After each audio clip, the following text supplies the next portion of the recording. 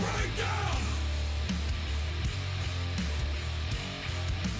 Broad Street Breakdown.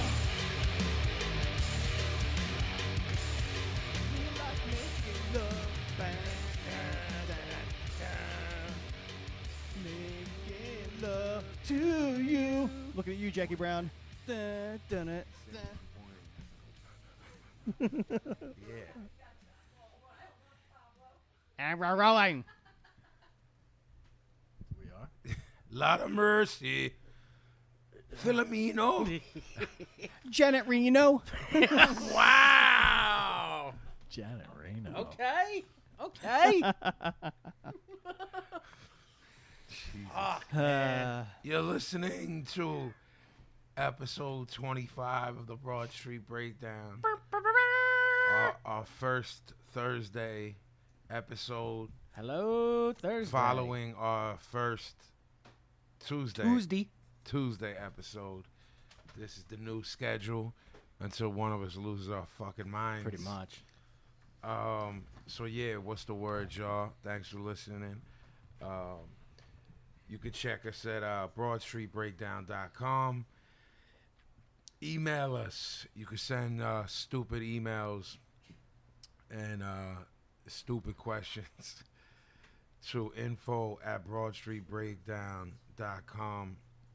Facebook, Broad Street Breakdown. The Twitter is @BSB Radio 1. We're on iTunes, Google Play Music. We're on YouTube. Please subscribe, download, and write reviews. That's very important for us to continue possibly, well, definitely doing 2 shows, but to possibly do maybe even more sometime. Might do 10 shows. I mean, Might look, do 20 shows. Never know. We're crazy like that. I mean, there's no rules, man. This is Thunderdome. It's Thunderdome. We're in the Macaroni Mansion. Thunderdome. Pablo's trying to get frisky over there. I'm reading Pablo's notes again. Dude, It's why? I don't know what you're doing. Red man. herring right up his ass. It's, See? I think he used red herring. It's just his thing. Yeah, I don't know if he knows what it is. Red herring. Yeah. My new gimmick is I'm going to write notes about Pablo the whole show. What does that one say? Oh, dummy. Yeah. Yeah, Pablo, dummy. Yeah. Vin sent me all them, and then in turn, I made my wife watch them all too. I mean, She popped hard. Eli Drake, Yeah. man, brilliant. Look out, look for that guy, Eli Drake. You Up should and coming. send people my artwork about you. Yeah, have Coco take pictures of it. No, not fucking that. We should send them gimmicks of my art. Oh. Write us a good fucking email. That could happen. It's better than soap from Jamaica. I don't know about that. Seemed like the fans enjoyed it. They loved it. They did. I They loved it. I had to go to fucking Staples like 5 times because I kept fucking up the orders. Wow. It's a great day, Saturday. Well, look at man. I mean, Awesome. Broad Street Breakdown is brought to you by Crescent Street Tattoo, 4371 Crescent Street, Philly. Email Crescent Street Tattoo. First off, this Pablo writes email, Yes. crescentstreettattoo.com. Look at this. well, I actually wrote that, Hold on, Look let me at see this. what that says. and that's what he gave me. Is it backwards? Email through the website. Yeah, there's not. If you go to the website, you can get all the gimmicks. All right. Take it man. easy, sicko. Relax. Nobody. I'll fix it. I'll fix it. Relax. Pablo. Look, fix man, it. if I'm giving copy, Not copy. look, I take full responsibility. I I should have proofread it. should have proofread. That would have gone over well, I too. mean- That's the guy you want proofreading. Right. The guy who just said I should have proofread shouldn't be proofreading. Jesus Christ. Can we start over? In life, yeah. Yeah, I wish. We are also being brought to you by No Slam Dancing, No Stage Diving, No Spikes, and Oral History of the Legendary City Gardens by Miss Amy Yates Wolfing and our own Stevie Puerto Rico. Oh. All info at dwolf.com, DIWULF, and Facebook is No Slam Dancing. You can get info on that book and the new New York City hardcore graffiti book that the Sicko and Amy are writing. Publishing. We're not writing it. Right. Freddie Alva is writing it. Look, man, I'm giving bad copies all over the place. You know. It's not my responsibility. Guess what, sicko? You're writing it now. The amount of editing I'm doing, I practically am writing the fucking thing. I just said you were writing it. That fucking means that's what's happening. All right, then. I will tell Amy. Look, I said it. It's fucking recorded. Live with it. I'm not redoing this fucking shit again.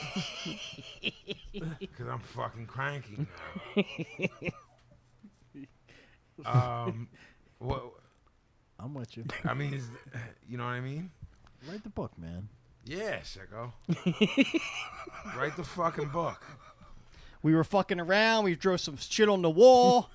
Put some colors in it. It's a fucking book. Bada bing, bada boom. You got a book. Look, all of a sudden, it's a fucking book. What'd you do today? I got up and I went to work. That's it. That's a book. That's a book. Throw some things at the wall, see what sticks. Yeah.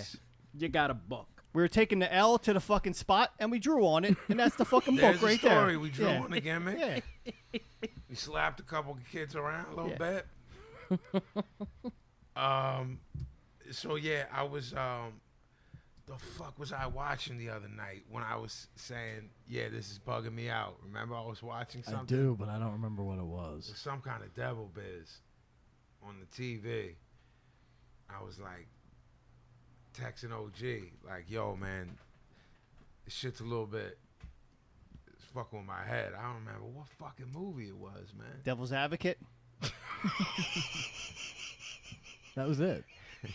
Yo, if you were scared by that, man, you might need to fucking reevaluate your existence. Scared by the acting prowess of Yeah, Keanu Reeves, Yes, perhaps. Even Al's bad in that. Like, Jesus. Hooah! The devil wears Prada. Yeah, that was frightening. That's a scary film. I might have been watching some Italian gore fucking Dario Argento shit. Who knows what I was watching, but we got into the subject of what scares you. The Gavin isn't scared by any movie gimmicks or ghost gimmicks or anything like that. No. I on the other hand. So I ain't afraid of the devil, man. You ain't afraid of no ghost? No. Dika dika dika. Dika I dika knew that was dika. coming. my head's like the ghost.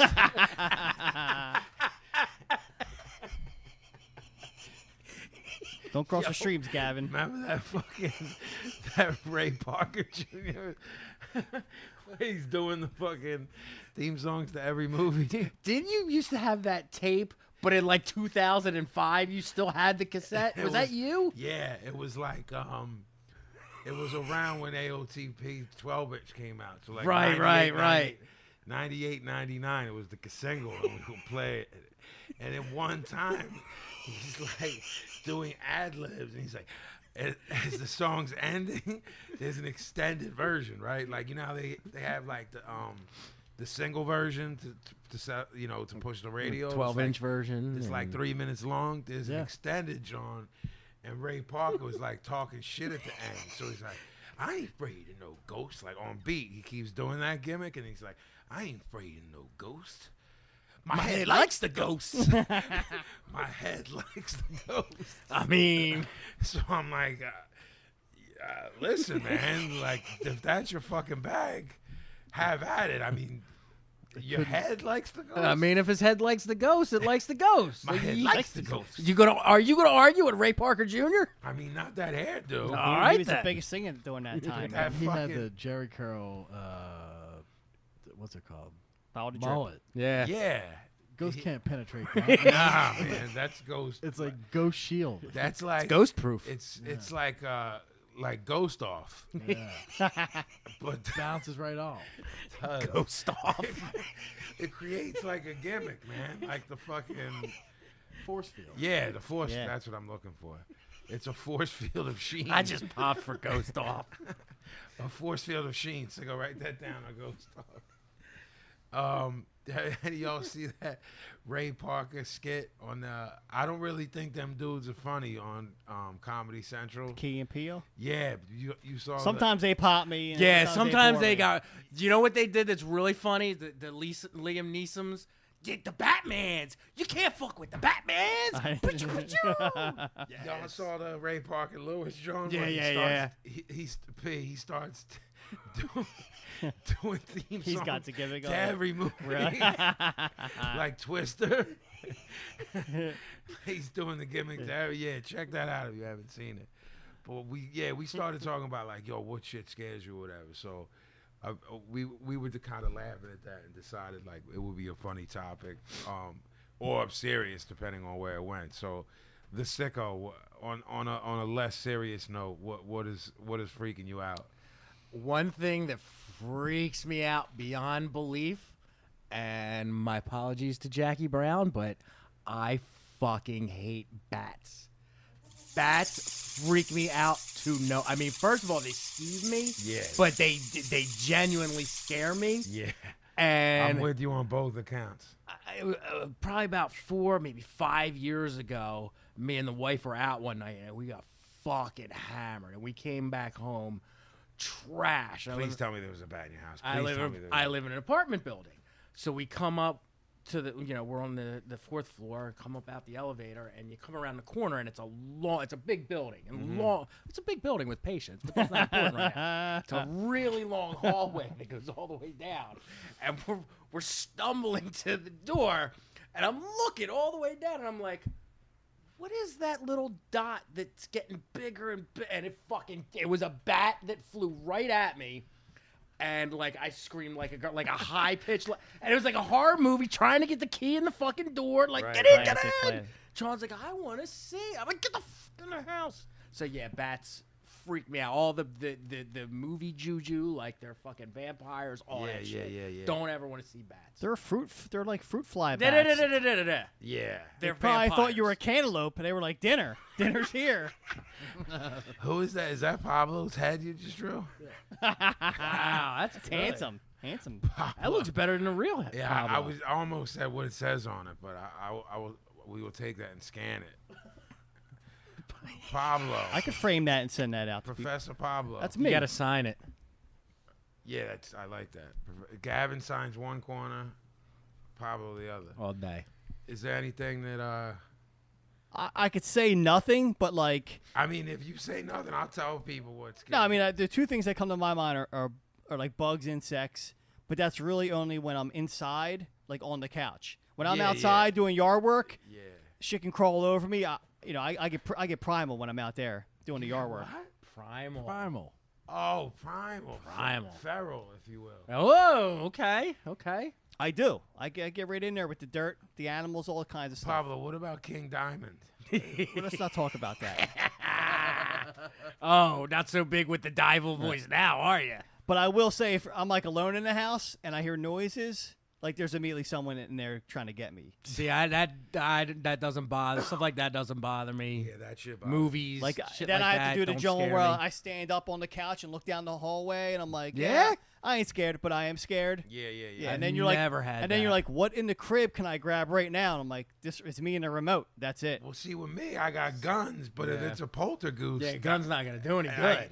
The shit, like I'm not scared of any human. Like, you know what I mean? That nobody wants like to deal with a break-in because it's just a violation of your space. Right. But it's not like I'm shook about. I'll just put a bullet in them. But I can't shoot a poltergeist. No, you got to get like the EKG meter and stuff like that, and then the I fucking gotta box get- to I trap gotta the get ghost, and I that's gotta like, get the Ray Parker Yeah. Jr. gimmick, the ghost off. Your head likes the ghost. OG. Well, as far as silly stuff goes, I'm pretty. I have a mental trauma about rats. Not mice, just rats. Yeah. Why? What happened? Oh man, this is a story. I got all kinds of good rat stories. What, Who the fuck has rat stories? when Work at bars on South Street. I worked like 20 years in South Street. and bars. you were in an old city too. And Old City, yeah. Xavier was a baby, so this is probably 16-ish years ago. Okay. Me and Kathleen were living at the house that Kathleen's in now. She keeps saying to me, every time I go down to open the basement door, I'm seeing a rat. Like I know I'm seeing. I was like, nah, it's a mouse. It's a mouse. It ain't no fucking rat. It's a mouse.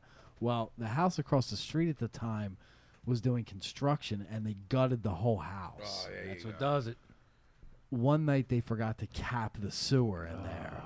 So I'm like, nah, you ain't seeing no fucking rat. You're seeing it's a mouse. It's a mouse.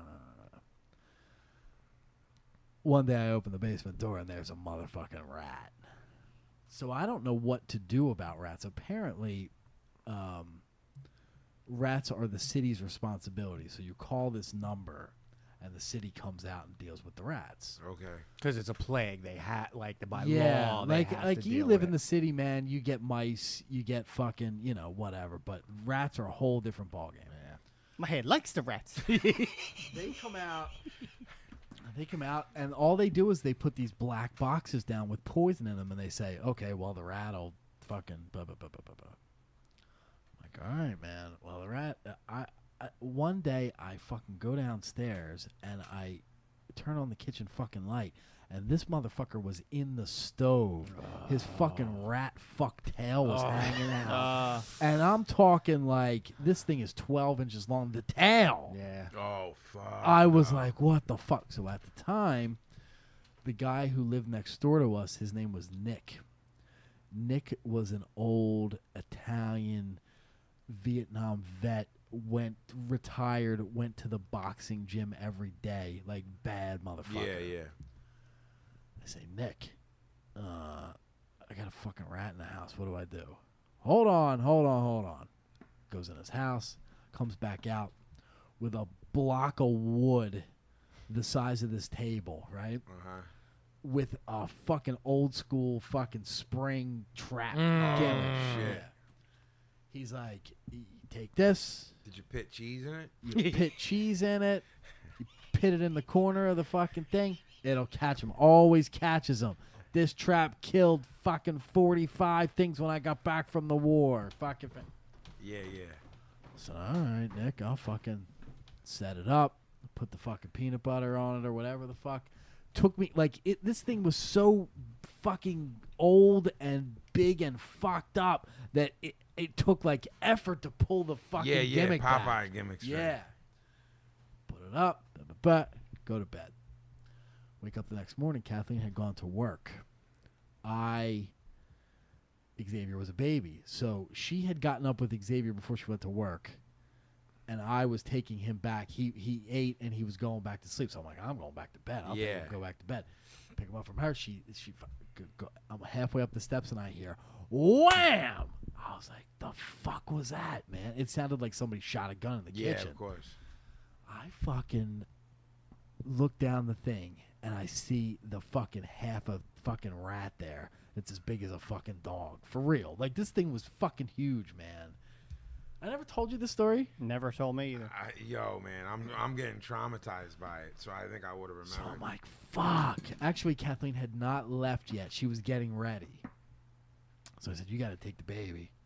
I got to see what the deal is. It took me easily fucking half hour to fucking get the guts up to go over to this fucking thing. Go over, and there's the fucking trapped dead rat thing. But it's all good. It's just dead rat on a fucking thing. No blood. That's not all good. No, nothing good about that. I fucking go. So I say, okay, get the trash can.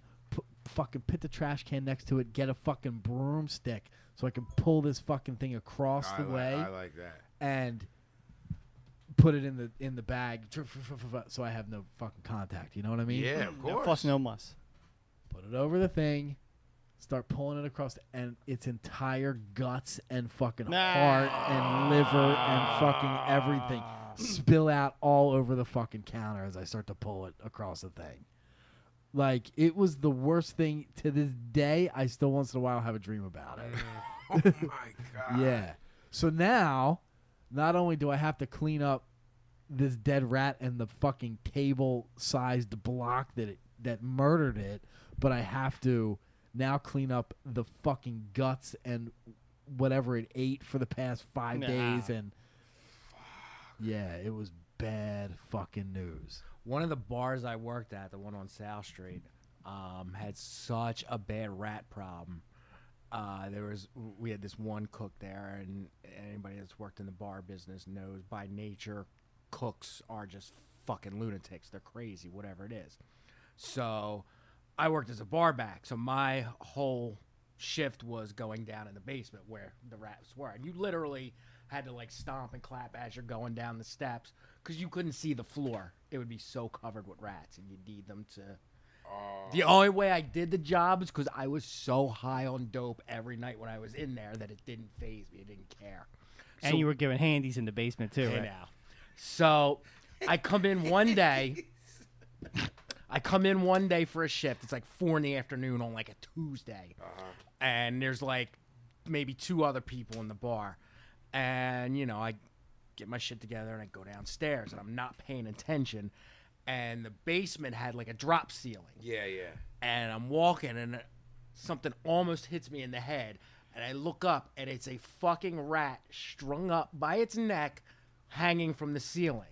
And I start, what the fucking fuck? Like, what the And we used to pay a dude, like a legit homeless crackhead, like $10 to, like, sweep up. Norm? No, his name was Eddie.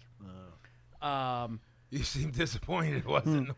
And I get Eddie was a Vietnam vet and, like, lived on the streets. He was an old head, so nothing fazed him. He would sleep in the basement with the rats, didn't give a fuck, would sleep soundly.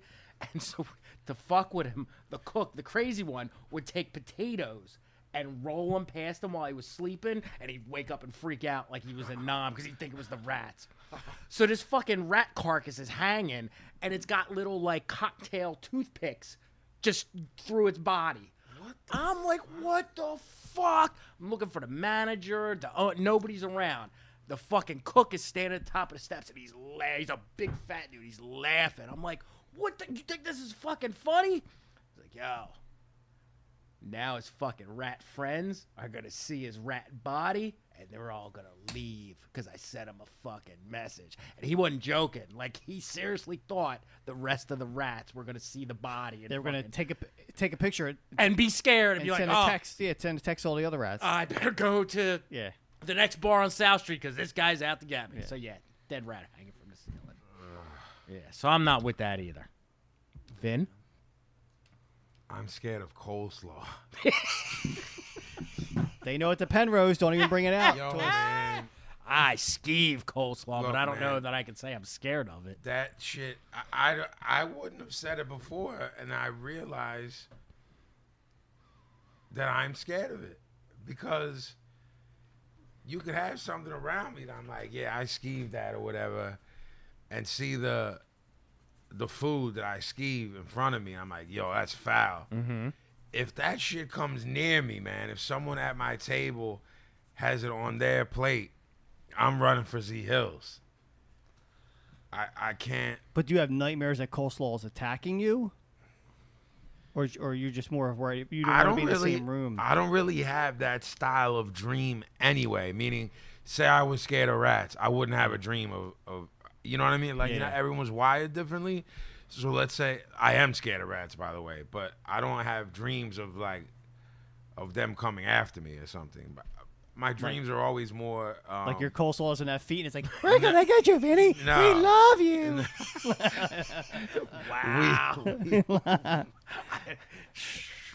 I like how coleslaw is almost, it's like a nicer version It's of friendly. the It's devil, it's like a friendly clown. but it's like, Yeah. it's the devil, but nice. Yeah. I like the coleslaw voice. yeah. Yeah, no, I don't. I wish there were more ways we could come up with of him doing it. Like he dresses as coleslaw. I want to be by your side all day. Get it? Because it's a side. I got it. I also, I think I might. That might be the funniest thing you ever said. Oh, shit. I just think, man, I think we're fucked in the head. Get it? Vinny. I want to garnish you with love. With love. Garnish you with love. Oh Get my it? God. Because sometimes it's a garnish. God, make him stop. Oh, shit. I feel you, man. Like, no, I don't have nightmares about it, but I don't. I'm offended by it. See, that I can understand. Yeah, so maybe, I mean, it is a foul thing. I'm mad scared. I'm sure. I guess because I fly a lot. I'm scared. I hate flying. You know what I mean? Fear. How much of a fear is it because I do it? You know what I'm saying? Right. So it's like, I don't know to what level. You know what I mean? I think in terms of fear, like, I think my fears tend to be more. I guess the reason I couldn't come up with a funny one is because most of mine are so real to me. You know what I'm saying? Like, I think I obsess.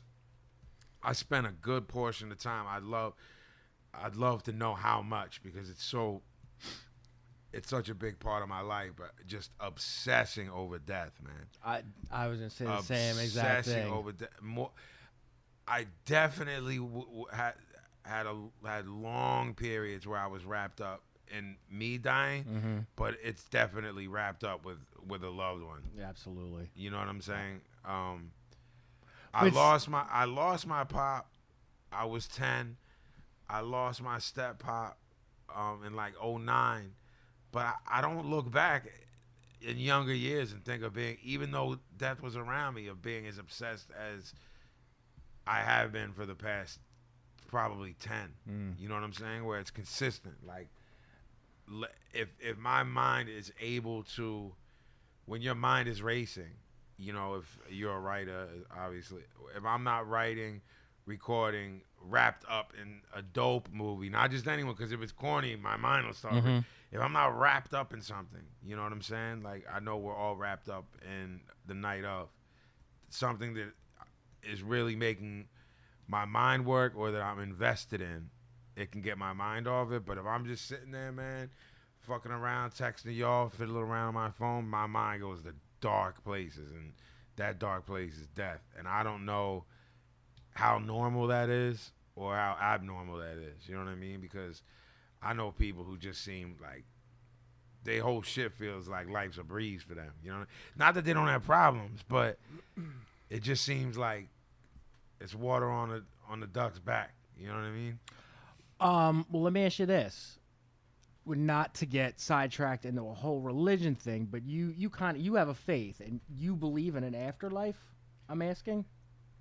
Well, I think that it's a multi-tiered question. Obviously. Yeah, I mean, I think I've spoken to Gavin about this, like just us alone talking about it, with where I think it's happened historically to people. I mean, if I read the Bhagavad Gita, if I read Sanskrit, if I read Crowley, all of that stuff is technically haram in Islam. It's forbidden, but I still engage myself. I still engage with that shit because I'm interested in it. So at what point does it get to where, what am I, and is it just that I'm someone who's a believer? You know what I mean? Well, in relation to fear, I'm just curious because I don't have faith. I'm curious, does that faith help alleviate your fear of death? Well, I can answer that by saying, ironically enough, everyone knows who he is. Richard Christie said something, and he's not something I think I'd ever be. He's not someone I thought I'd ever be quoting, but he was talking about it, and he was like, "Well, I guess I'm scared if there is, and I'm scared if there isn't." You know, makes sense. I'm as scared as it fading to black. You know, and then there's a flip side of that. Well, would we even know? Man. You know, what if there's the worst case scenario you can possibly think of is, what if you fade to black and you're still conscious? That's kind of shit I think about all the time. Yeah. But I only think of it in terms of the equation of there is nothing else but fade to black, but what kind of tortures exist inside that. Yeah. Right. And that in itself, if you were to believe that, would be some kind of afterlife, even if it wasn't. If your spiritual. consciousness still goes on, yeah. sure. Yeah. So I mean, do none of us know what happens. You know, there's like the word faith is thrown around, but you don't really delve into what does it mean. Right. It's just that. It's faith. You know what I mean? And having faith and hoping that there's something you're rewarded for not being a chud. You know? No one wants that. Sorry, that just popped me. So, I mean, yeah. Hate the chuds. I mean, who likes them? I mean, They're coming. there's got to be some chud fans out there. You know, subhumanoid, What is it? Cannibalistic? cannibalistic, Humanoid underground underground dwellers. Yeah, I mean, if you live like a chud, I feel like you should be treated like a chud in the afterlife of chud. You know, but There was I mean, a chud too. yeah, yes, there is. So I mean, chud too. How did that get Electric greenlit? Boogaloo. The chud are all popping in my head. Seems like a great idea. Can you imagine the pitch meeting for that? I mean, I'm ready to put together. It's like Chud, but better. better and mix it with Breaking 2, which is the worst movie of all time. Fuck, Here's an man. idea. 2 of the worst films of all time. Mash them up. Match them. We've got a film. More current. It's the second one too. I'll take it. Shabadoo's Pop Lock in Underground. Turbo is now a zombie. Hey, if he does the gimmick with the broom, I'll go Yeah, see that's it a every heavy day. scene. The soundtrack was banging though. Sicko, do you feel like you covered yours is similar to mine? Well, it not like I have the obsession with death. I don't know that I fear it, that it strikes fear in my heart. I can think of several things that I'm way more fearful of. One of the craziest fears I have, I think my biggest fear in the world is surgery and waking up in the middle of surgery. Like But you've anesthesia. had it. Right. See, I have as much of a fear, and I'm telling you this, and it's going to be logged forever when I say this. There's no situation that a doctor can tell me about where I get surgery.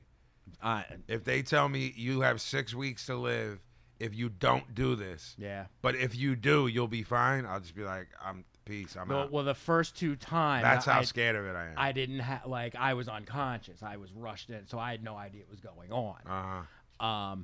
But and like both went well. I mean, nothing bad happened. Yeah. But afterwards, like, I just started getting this thing because, like, I'll have more surgeries in my life. It's just that's how it goes. So I know it's something I'll face again. And then the third time I had it, like, I went in, like, I scheduled it. I knew I was having it. That's got to be a nightmare. And it was like the worst. And I scheduled it. It was actually right around. This is hardcore. I think it was like either 12 or 13. And so I scheduled it 2 weeks before This Is Hardcore for the week after. So I had like 3 or 4 weeks to ponder it before it happened, which is a nightmare. And, you know, all these shows exist like, I woke up during surgery. Of like, course. what happens when anesthesia Of wears off? course. Like, just for some reason, that got in my head and fucking, like, I still have nightmares about it. I'll probably, when I go home and sleep today, will probably have that nightmare. Yeah, I mean, you're scared just because last time you were under, they play with your hiney. Pop Jackie 3 times a night. I like when, that's what pops me when he laughs at himself. Exactly. Jackie, stop encouraging him. Meow, meow, meow, meow, meow, meow.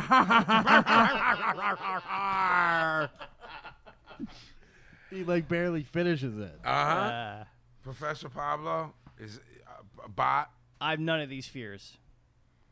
None of these. Death, anything, everything's going to be all right. This is the guy who, on Tuesday's show, nah, I'm not a bot. Nah.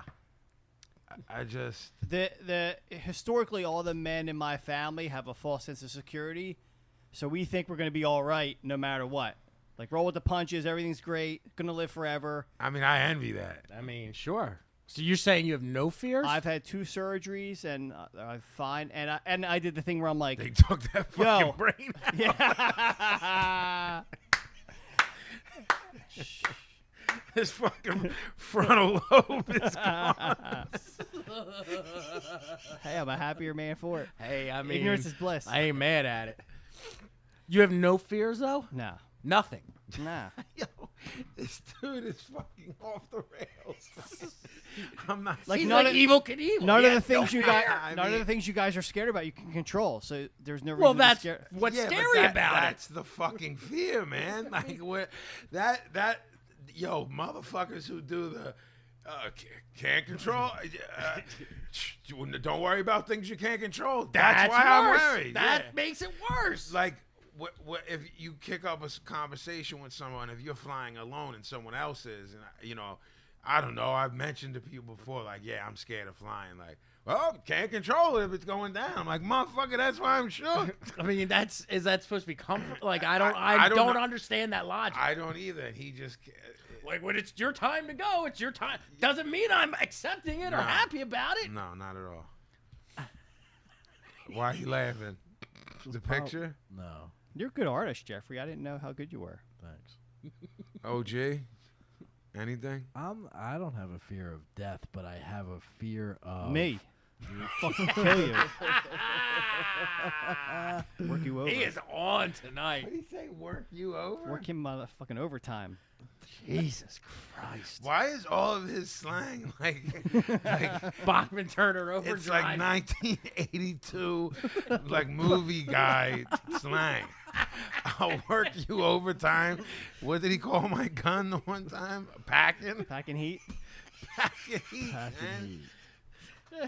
heat. I don't have a fear of dying. I have a fear of not being around for the kids. It's not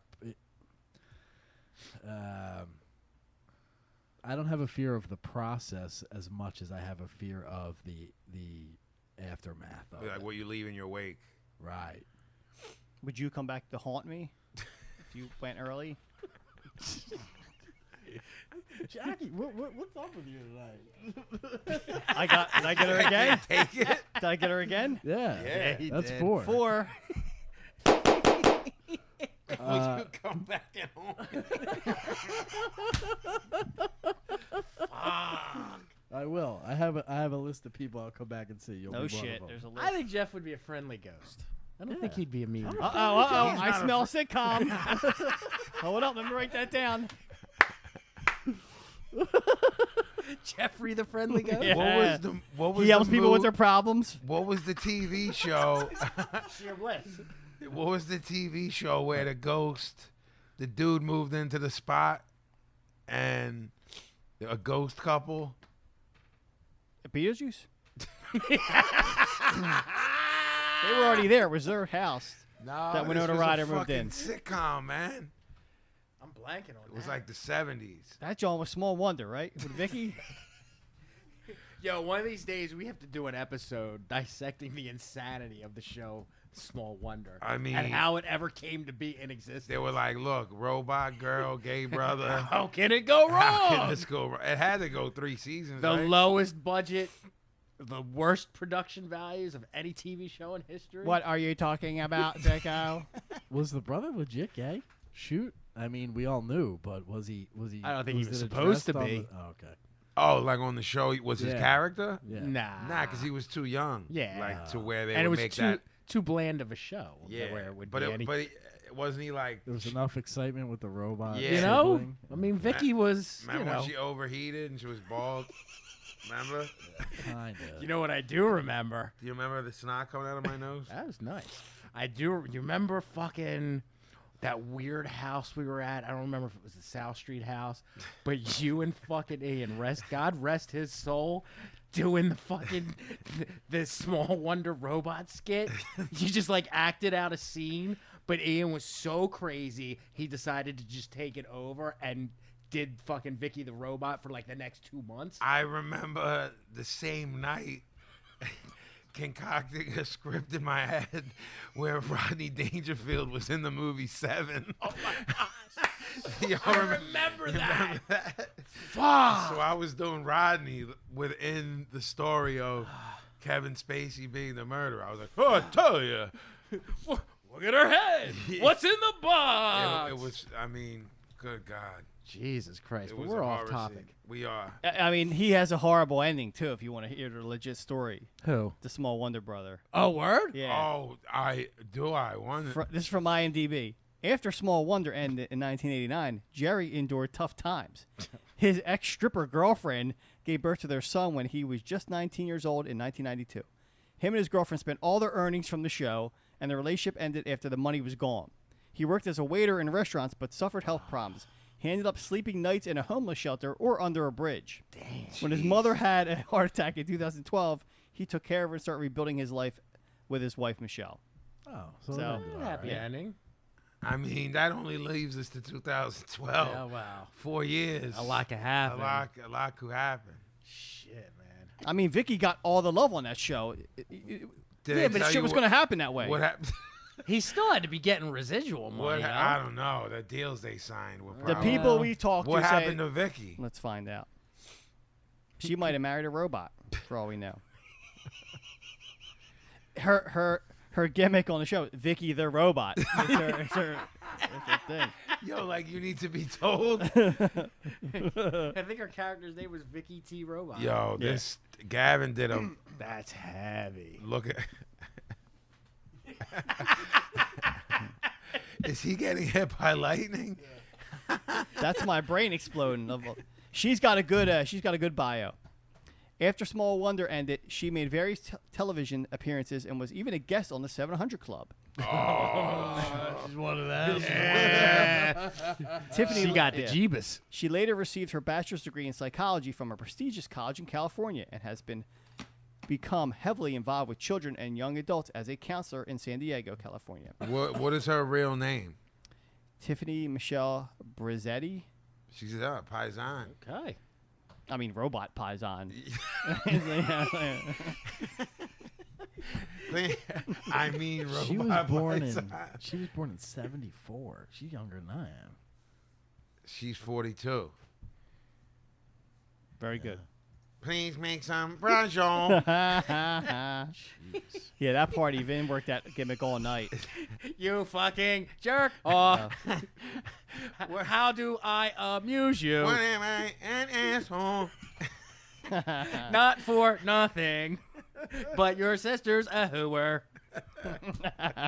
What other podcast are you going to learn about the fate of Vicky the fucking robot and the gay brother? I ask you. Alleged. Yeah, allegedly. He seems like he had a similar ending to Evil from Evil Ed from Fright Night. Oh, fuck. 976 Evil, who went into gay pornography. So for those who are 976 Evil marks like Wow. myself, or he also played Evil Ed in Fright Night. Gentlemen, you remember him? Loved Fright Night. Did he played in some other movie? He was also named Spider, but I can't remember what. I don't remember that. Yeah. I thought you said Spider was okay. You're okay, Spider. No, I thought you said you was okay, Spider. You're not okay. His whole family's rats. Well, I don't really know how to.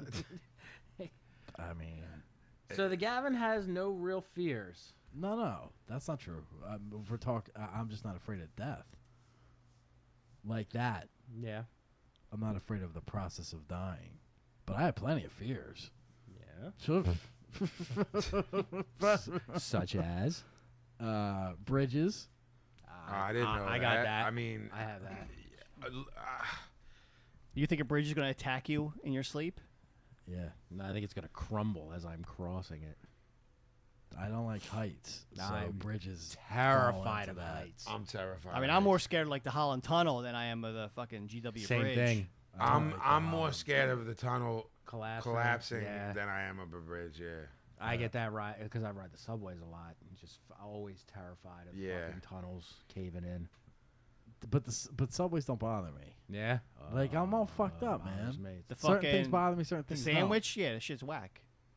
That's what you're talking about? Don't. Yeah. You don't take a subway. When was the last time you took a subway? Well, that's why he does it. Well, I I've taken the train to work. That's above ground. Not all of it's not. The R2, whatever it is. They go underground. No, it's 30. not. It starts at 30. Fucking asshole. It is For not. what, 1 second? No, for like fucking, I don't know. The fucking line is underground. Not the train. Yes, the train. Well, 50th to 30th, which is like a 2-minute ride. Maybe. That's it. I After mean- a while, it's above ground. No, that's not true, asshole. It goes underground You could- until Then it go all the way to 8th Street. until Temple. Temple comes above. Yeah. But before that, it's fucking underground. I'll look into it. Yeah. Do that. Shut up. Man. Well, I guess we'll take our first break for the night. You're listening to the Broad Street Breakdown. We'll be right back.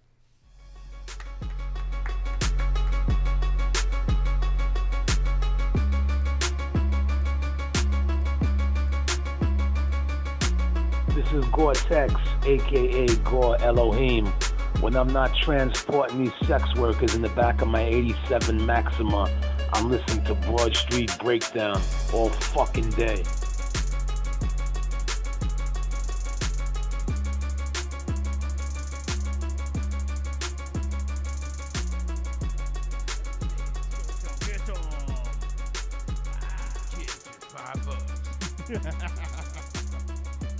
And, We'll sell you the whole seat, but you're only going to need the edge. and we're rolling. And we're back. 1, 2, 1, 2. Whoop, whoop. Broad Street Breakdown, episode 25. 25. The quarter century. Quarter century old. Yeah, so on Tuesday's show we spoke.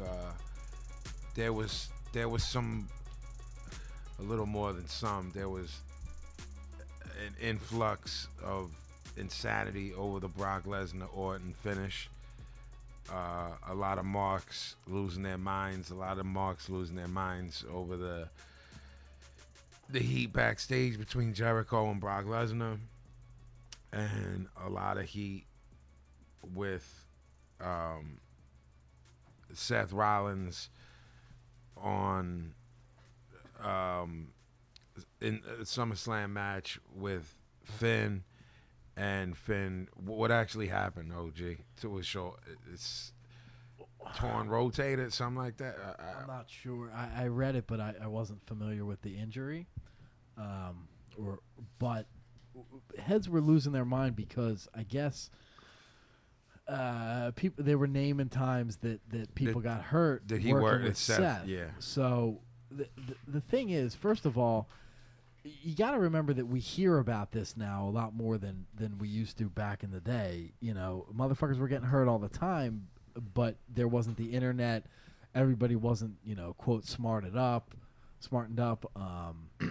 So Seth did that buckle bomb thing, but he did it outside the ring against the barrier to Finn. And honestly, I watched it a couple times, and not that it's anybody's fault, but if it's anybody's fault, it was Finn's because Finn landed wrong. Yeah. So all these heads were giving Seth heat because, okay, go back to the Sting thing. And Cena. Sting got hurt doing the same thing, but in the ring. Well, factor in Sting is fucking 60 years old. Yeah. Shouldn't have been working that style. Shouldn't have been working that fucking match, in my opinion. A. B, the Cena thing. Cena came out and said that was 100% my fault. It's not Seth's fault. It was fucking Cena's fault. And this one was really, if you gotta lay the blame on somebody, it was Finn's because he landed weird.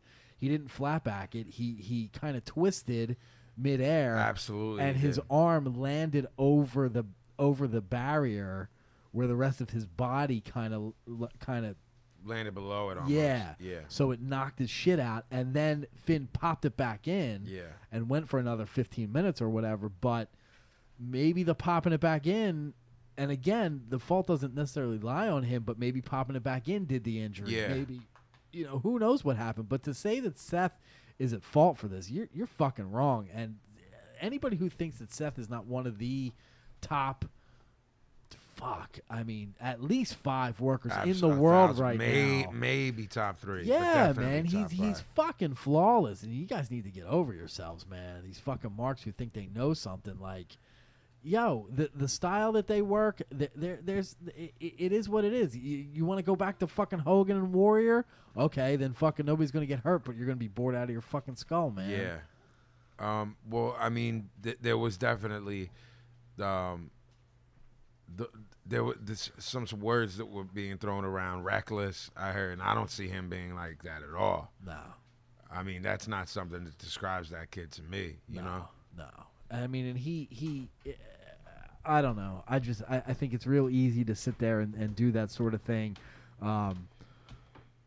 When none of the people who got injured that we named, Cena, Sting, or Finn, is laying blame on Seth, then certainly you can't.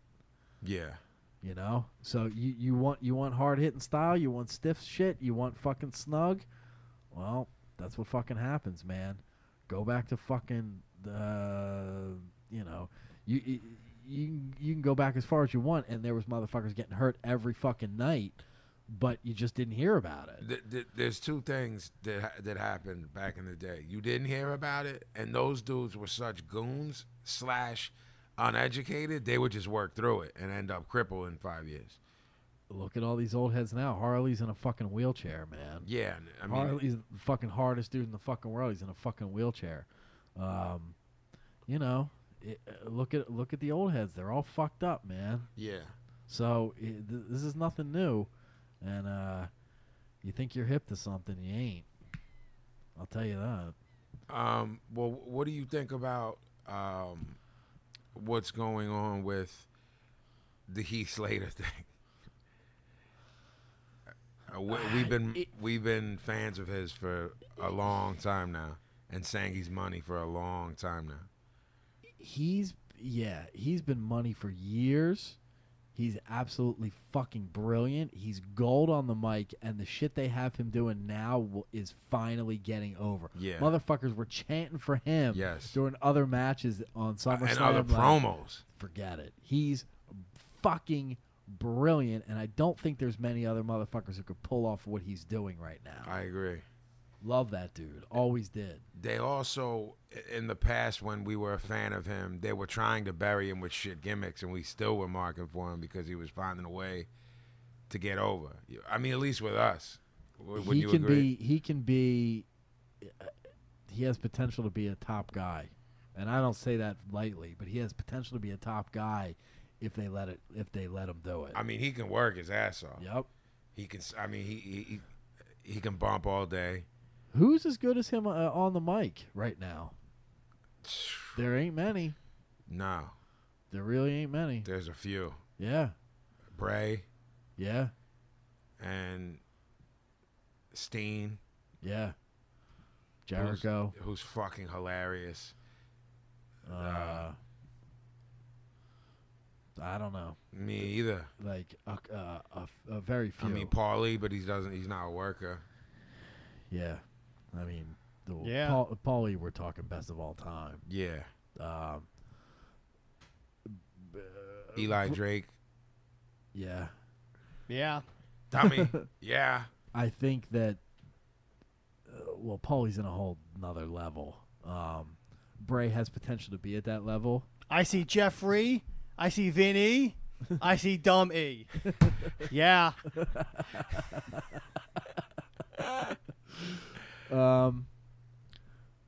When he smacked the champagne out of everyone's hand, what did he call him that you popped for? I forget. Fuck. Yeah, enjoy this drink, dummy. Slap. He pours it for both of them. And Slaps it at her. I forget. I can't remember. Something good though. Goof. Yeah. He called him a goof. Yeah. In a few years, Bray can be of that level. He just hasn't had enough time yet, in my opinion. Owens is pretty close to that level. He's not on Paulie's level. I mean, Paulie is I'm hard pressed to think of somebody who's better than Paulie of all time. I'm trying to think of that word, sicko. When you become bigger than Say we're talking about a punk band, and they became bigger than punk. You what? Transcend? Yeah, to me he transcends the list, Paulie. Yeah. Because there's no one in that realm. It's like everybody's quick to say Flair, and you know, of course, Flair's in the top whatever of all time. In my opinion, Paulie has far surpassed Flair. To me, he has strictly based on he can do it anyway. He can get heat, but he can be super articulate. And he's off the cuff. Right. But he's Flair had a brilliant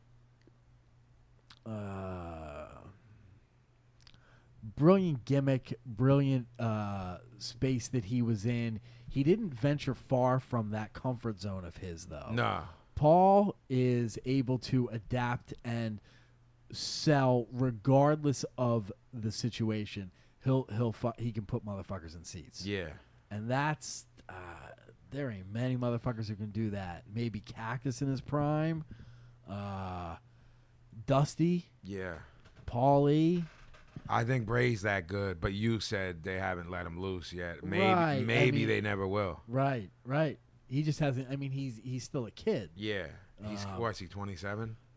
I'm not sure, but yeah, somewhere around there. And he's only been doing it for a few years. You know, we're talking motherfuckers who've put in 30, 40 years into the business. That's, you know, it takes time to get to that level. I mean, Flair was in a car accident. I mean, in a plane accident, a plane crash, and came back from it by the time he was right. By the time he was Bray's age, you know. So right. it's like, but I mean, I know you never stop learning in that business, but I don't feel like he has much to learn, at least in the way of cutting a promo. Bray? Yeah. No. I mean, he learned from his family, you know, his family in the business, and I mean, if Blackjack's your grandpa, like that's it. Yeah. What happened to Bo? Where's Bo? I would guess he has to be hurt because we watch everything. We watch the network, so we know he's not. If they sent him back down to NXT and pushed him there, I wouldn't be mad. I don't know that he will. You know, I don't really know. Once you make it up to the main roster and your contract changes, if you were to go back down there, would you then be demoted monetarily? I don't know. You know, but to me, if you're not going to give certain guys, first off, rosters are thin because of the brand split. So now is a perfect time to push him, no? Even if it's mid-card. SmackDown's weak. Weak. And the gimmick they stopped Bo with in his tracks was brilliant. Yep. The Bo Leave shit was brilliant. I think I'm real close to fucking not watching SmackDown at this point. Why, you never did for 100 years, Nope. and then you were like, I'm going to crack when it's live because... Yeah, I like the show needs to be live for me. If I'm watching something, it needs to be live. I have a hard time watching anything that's taped that I could know the results for. So is it because you could know the results, or is it some old school psychological thing? I think I just adapted once everything went live. I just got into that mode because back in the day, nothing was live. For instance, when you're at the tattoo shop and we're talking, you're watching on your fucking telephone when you could come home and watch it on a flat screen in HD. Yeah. What stops you from just waiting that hour and a half? I mean, when we talk about it, I'm saying seriously, I think it's psychological. The once every 10 years where something happens live, something major happens, I need to see it live. But it's still live to you unless you read the spoilers. It is, but like I think of things like Cactus off the top of the cage, and if I didn't see that as it was happening, my fucking head would have exploded. But you are seeing it as it happens, as long as you don't know that it happened. I can't have it be an hour and a half later. Yeah, you're in mental patience. I can't have motherfuckers reacting to shit that I haven't seen. Like for me, unless someone texts me and spoils it for me, or it's my fault by going on social media, if I'm watching a fight at 3 a.m., it's live. Meaning I don't, of course, knowing I don't know. Right. I don't mean once you know it's fucked. Right. I mean, I've been so mad I've hit delete on the DVR because some fuckface texted me, yo, did you see the knockout? Instead of saying, yo, did you watch the fights? That's all you do with when you know somebody lives their life on reverse hours. You're like, yo, did you catch the blah, blah, blah? Or I don't want to say anything. You know what I mean? That's Gavin and I do it to each other. Like, did you? But he still reads dirt sheets. He's reading dirt sheets for the spoilers. I mean, I read dirt sheets, but not for spoilers. You know what I mean? Like, oh, this happened. I'm like, whoa, why do you want to know that? You know what I'm saying? It's like reading a spoiler for what's it called? The show. What's the show we're all wrapped up in? Night of. The Night of. Speaking of which, I would read a spoiler for that. You would? Yep. See, you're a mental patient. I like being spoiled. Jesus. Pablo, are you caught up? Kind of dirty. In the wrestling? The Night of. I didn't even start yet. Oh no. Sicko, what do you think is happening? One episode to go. I mean, they're making it real obvious that you're supposed to think. I mean, I don't know how much I'm supposed to say. Yeah, I don't either, honestly. They're making it real obvious that you're supposed to think it's one that way. one person. Yeah. But it's so obvious. I'm like, well, they got to be working me. So it's got to be not that, but what else can it be? And then when it is, did we get worked for 8 weeks? Right. But at the same time, if they try and flip it and have it be the other thing, I'm like, nah, I'm not having that either. Well, I don't foresee this ending in a way that's going to make me personally happy. I rarely agree with you on things. Not things. I agree with you on a lot of things. But on things like this, and I have to say I do. I can't see myself. You know what I'm saying? Being good with this outcome, no matter what they do, unless it's a mind fuck. You know what I mean? Yeah, I mean the Butler did it. Like the one thing that will make me put my fucking head through the TV is if they do that fucking cop out where like, we'll never know what happened, and like it's up to you it to fades decide. to black image. Like that's not like some shows or some stories. I get that ending, and that's unnecessary. This, nah. Yeah, especially when it's obtuse. Right. You know what I mean? This is pretty much cut and dry. This is factual. Yes, this is a procedural drama or criminal drama. Yeah, whatever. so I honestly I can't even predict where it's gonna go, and that's one of the things with me. Like most shows bore me because they're so easy to figure out within 10 minutes. Yeah, I mean, if a lay person like myself is like 10 minutes into the film and I'm like, oh, that guy is the guy who killed the girl. Right. It's not that I'm a fucking a brain surgeon. It's just that I can see, right.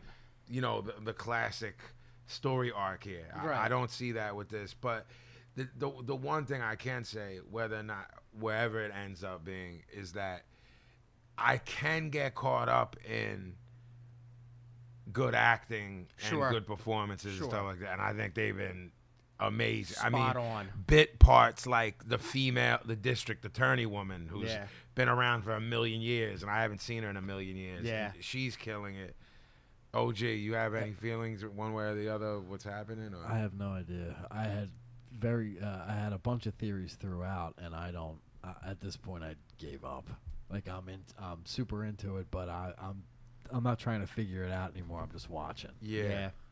So I mean, and I'm finding myself enjoying it more because I'm not trying to figure it out. That's what I was trying to make myself do. I'm just kind of hanging with it. I think the last couple I've been able to do that. Yeah. The first 4 or 5, maybe the first 4, I was obsessing over little shit, literally rewinding it. I mean, that's not something new for me. I do that a lot, you know, just because there's so much little subtle shit in stuff that I love, like, you know, whether it's Kubrick or subtle shit that sometimes I look into shit too much. Right. Like, oh, is there an Easter egg there? Right. Is there, as Pablo would like to say, red herring? Oh, Jesus Christ, we brought that back. Well, that's called a comeback. Yeah.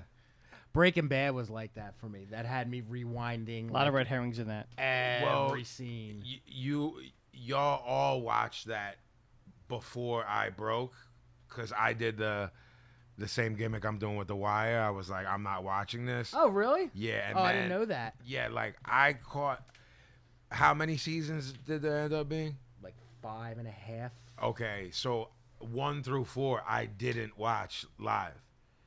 So I never watched any of it live. I didn't watch any of them. I didn't watch it until it went off the air. okay, before the 5th season, I watched the first 4. And then went into the 5th new and was like, yo, That's a good man. deal. I mean, that shit blew my mind. And then Gavin would be like, well, you got to watch all of this so we can talk about it. And then, like, when you brought Mike up on the last show, on Tuesday's show, you know, and even into Better Call Saul, and you're seeing the connection. Yep.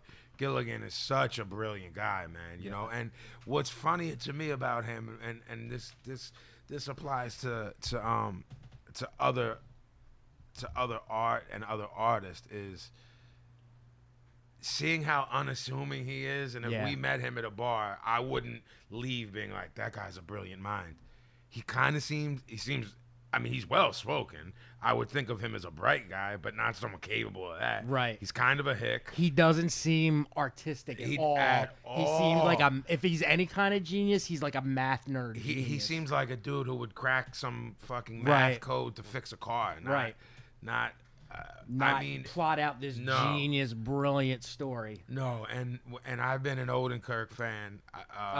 Pablo and I were watching him on the Ben Stiller show into Bob and David, and I always thought he was brilliant, but the Saul role made my head explode. And see, this dude's got range. Yeah, I don't know that he knew if he had range. You know, he probably never did. I don't know that he did anything. He was Gil Bang.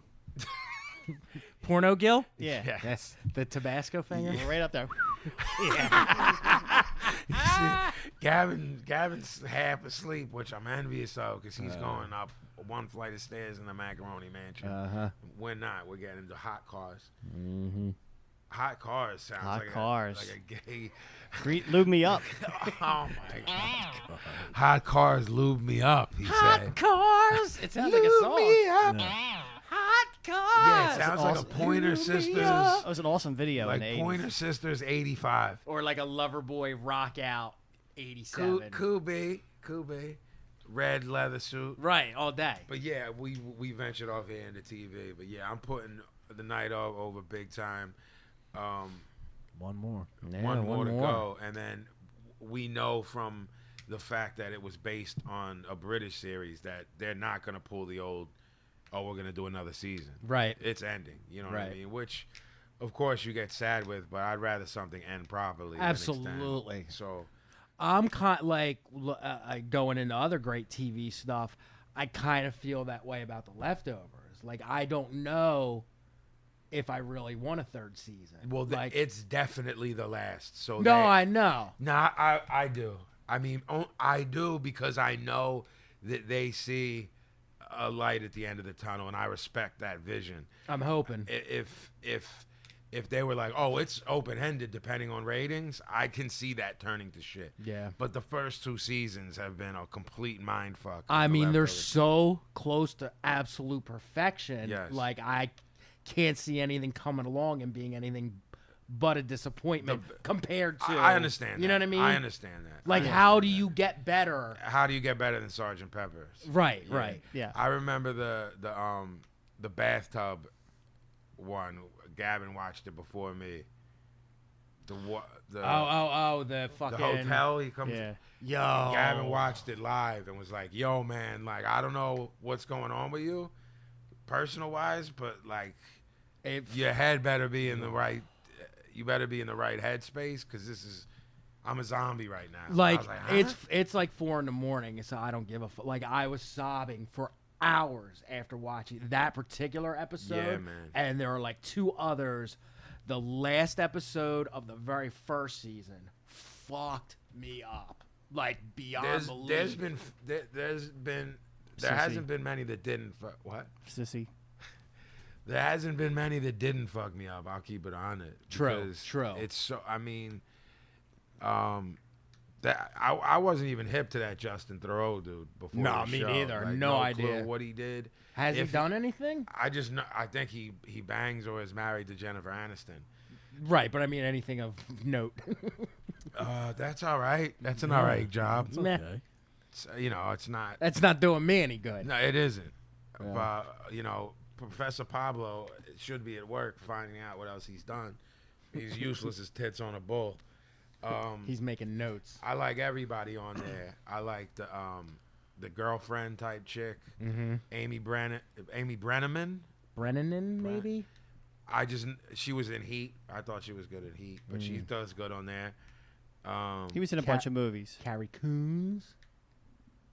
That's Nora. Yeah. Yeah, everybody on that show. You know who's really good in it? The fucking daughter. The young girl. Yeah. She was amazing. That's Andy McDowell's kid. I don't know who Andy McDowell. The girl in Groundhog's Day with Bill Murray. Okay. Ned. That's Okay. What's the joint we used to do? Am I right or am I right? Am I right? Am I right? Yeah. Right.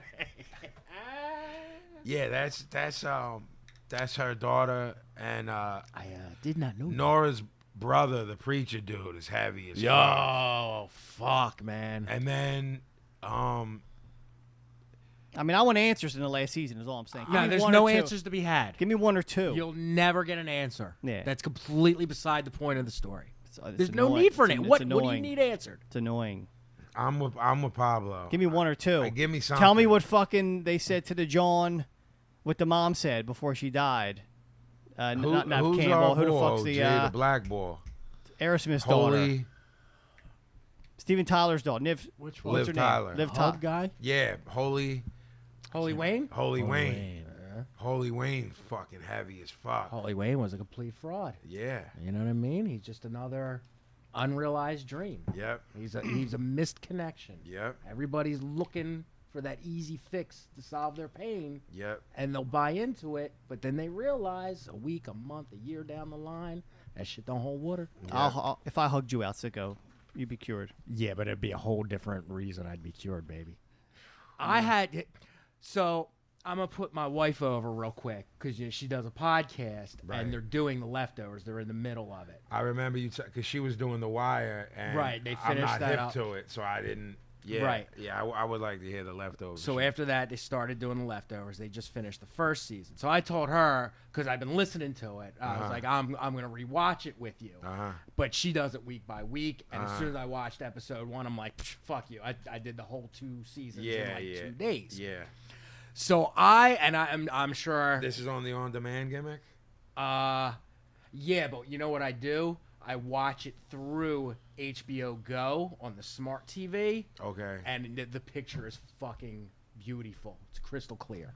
I don't know how to do that. I don't even know what HBO Go is. I just keep seeing it on the... It's like an app. Like you pay for cable, right? Right. So yeah, you get all that shit for free, and Right. it's like pristine. On what, my phone? I watched it on... When I first watched it the first time, when I thought we were going to talk about it on the show, but we couldn't because someone didn't watch it. Yeah. Like I would go to work and watch it on my phone. Okay, on HBO Just to get Go. to get caught up. But on the TV, it's just like watching Netflix. It's the same kind of deal. Okay.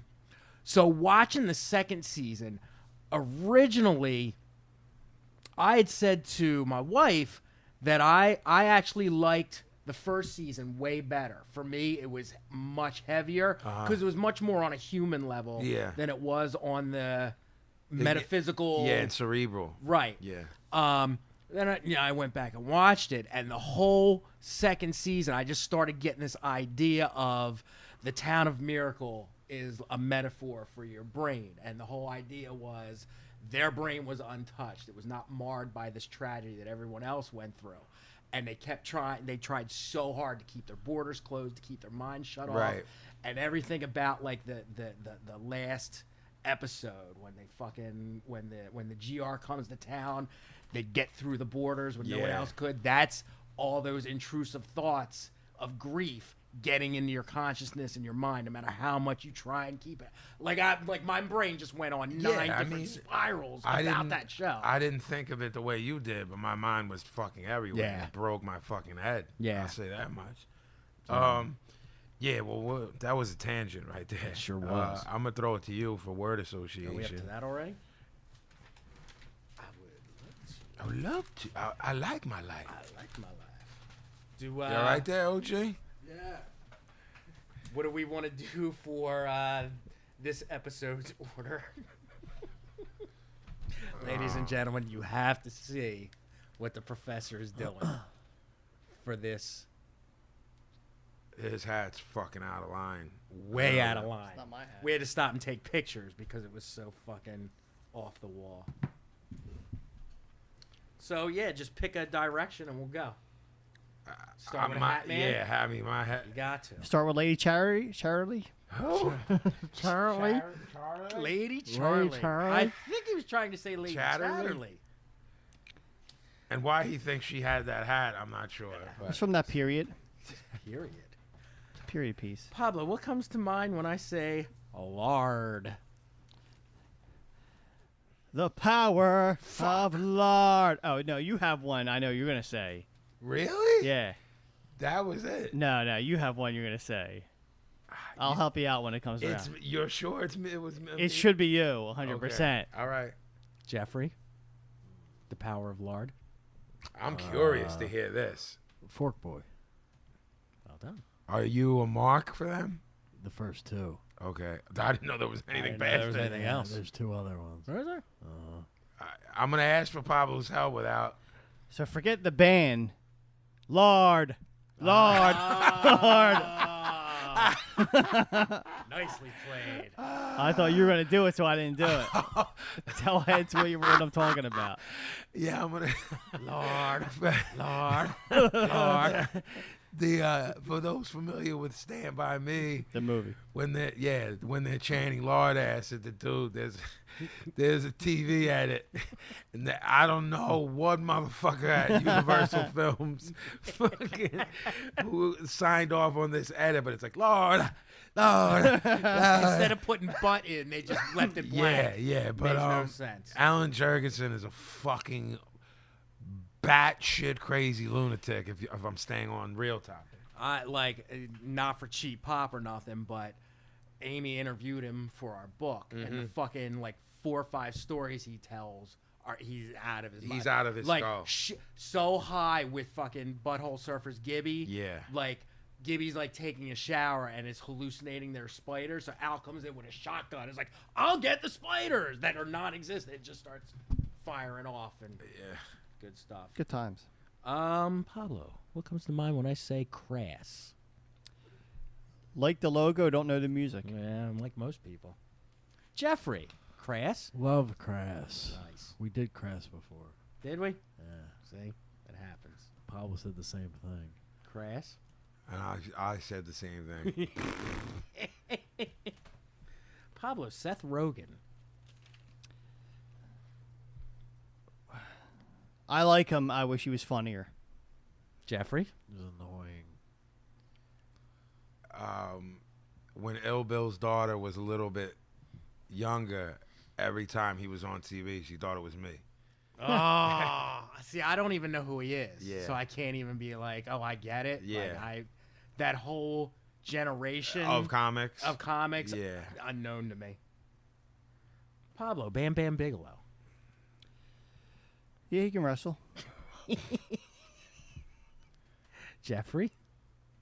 Top 3 big man. Vin? Best big man of all time. Okay. Pablo, Bob Zaney. It's now or never, baby. Jeff? I don't know what that is. Vinny? I haven't seen him since. Nobody has. What was the MTV show with the comics? Fuck. What was that called? Like the half-hour stand-up hour? MTV half-hour comedy hour. There you go. Yeah, yo, man, I've seen. I have that on tape somewhere. I know you yeah, do. VHS. Bob Zaney was fucking funny as fuck. I'm gonna look him up. When He's got a club, I think, called Zany's. That's him. Yeah, and he's still I don't know if he got plastic surgery. He kept himself up. He looks like all right Really? for his age. But you're telling me Zaney is him? I thought it Zanies. was. Okay, I mean that club's pretty famous. I just didn't know it was Bob Zaney. I don't know anything I about thought that. it was Zaney a play on Yeah. being wacky. I'll say Obviously two things. his name is. But. He actually came back, I'm going to guess, 3 or 4 years ago and did one of those reality shows with the comics on an NBC. Really? But it wasn't the one that did well. Last Comic Standing. Right. It was like a knockoff Another of one? that Okay. that didn't do well. Okay. Or he was on a season of that Okay. that didn't do well. It was Okay. towards the end. And then the other thing I'm going to say is, the last thing my mother ever said to me, big dick, put down the gun. That's my favorite Bob Zaney. Bob Zaney. Bob Zaney. I mean, come on.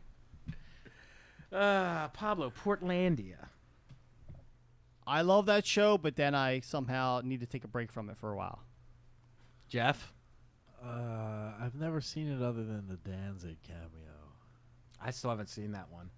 It's pretty good. It's all right, yeah. Vinny? The Jello's cameo is dope, too.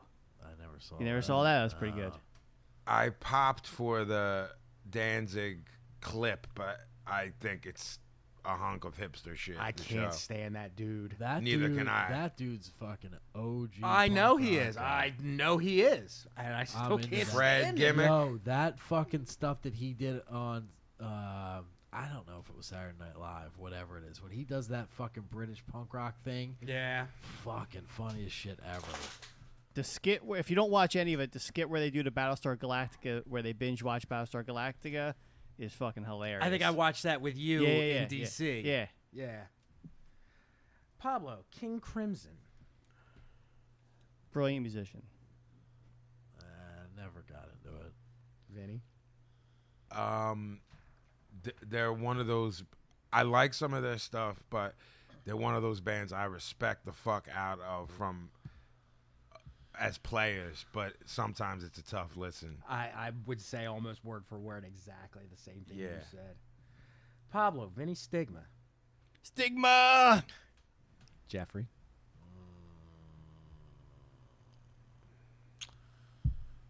The first live at CBGB's is one of my favorite records.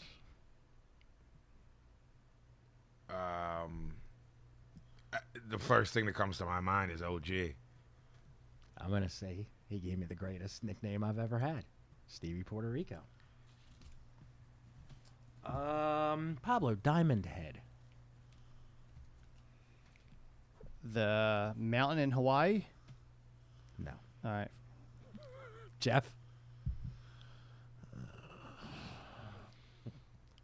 Gavin's getting cranky. Yeah. And it's making me crankier because we shake his hand and he's gonna be snoring. Mm-hmm. Yeah, you should fucking pay attention. We can get this podcast over quicker. I will punch you right in the fucking mouth. I don't know anything about him other than the Metallica covers. Fair enough. Vinny? I think Metallica covering them made people think they're more important than they are. Pablo, Chief J Strongbow. Yeah, that woke him up. Yeah, you can wrestle. Jeffrey. His real name's Joe Scarpa. He's Italian. I was not going to say that exactly, but I was going to say I'm always a mark for someone selling a gimmick that has nothing to do, an ethnic gimmick that they're not. Like the dude, when we were kids, the Indian The that cries crying because the Indian. lizard, he's Sicilian. Yeah. So I always kind of mark for the wrong ethnic gimmick. Pablo, Godflesh. I love the first album. I had You had the good one. Street Cleaner? Yeah. That album's amazing. Yeah. The Rat song on it. I'm with Pablo, but I hate what the foundation they laid for a sound that I hate. You know, whatever it's That the industrial metal. I hate- Grindcore? Is that grindcore? No, that's like Carcass and Bolt Thrower and all Danny that, Lilka. all- blast beat Yeah. shit. I'm grindcore all day, Bubba. I am not. Pablo, Joe Strummer. Yeah, Clash. One of the best. Yeah, that dude. Yeah. Yeah, could be. Jeffrey. I like the Clash more now than I did when I was a kid. Fair enough. It's not fair to OG Bob Marley, but I think a redemption song when I think of Joe Strummer. Some people have that ability to take over a song. Absolutely. And have it be better than even when the original is. Yeah. All right. And for our last entry, Pablo, Phil Amino. I mean, one thing I can say about the guy is he's got a good set of balls. Jeffrey. Your old friend Phil. What comes to mind? Cigarettes, And anger. coffee,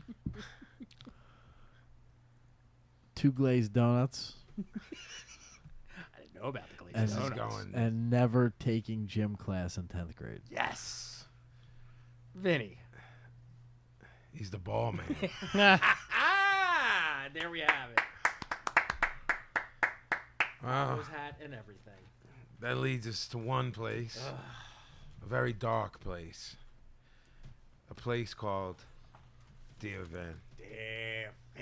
Here's some fucking thoughts from some maniac.